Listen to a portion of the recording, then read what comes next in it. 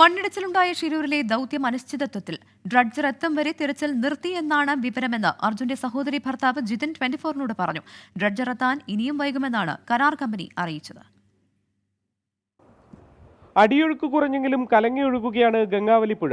ഡൈവിംഗിന് പ്രയാസമില്ലെങ്കിലും അടിത്തട്ടിൽ ഒന്നും കാണാനാവാത്ത സ്ഥിതിയാണെന്ന് പ്രാദേശിക മുങ്ങൽ വിദഗ്ധനായ ഈശ്വർ മാൽപേ ഇന്നലെ പറഞ്ഞിരുന്നു. ഇന്നും സ്ഥിതി മാറാത്തതിനാൽ തെരച്ചിൽ ഒഴിവാക്കുകയായിരുന്നു. തെരച്ചിൽ പുനരാരംഭിക്കുന്ന കാര്യത്തിലാവട്ടെ അവ്യക്തതയുമുണ്ട്. ഡ്രഡ്ജർ വരുന്നതുവരെ തിരച്ചിലില്ല എന്നാണ് നമുക്കറിയാൻ പറ്റിയിരിക്കുന്നത്. ഇനിയൊരു തെരച്ചിൽ ഡ്രഡ്ജർ കൊണ്ടുവന്നതിന് ശേഷമായി സാധ്യമാകുക എന്നുള്ള രീതിയിലാണ് നമുക്ക് കിട്ടിയ അറിയിപ്പ്. അടിത്തട്ടിലെ മണ്ണ് നീക്കാതെ മുങ്ങൽ വിദഗ്ധർക്ക് കൂടുതലൊന്നും ചെയ്യാനില്ലാത്ത സ്ഥിതിയുണ്ട്.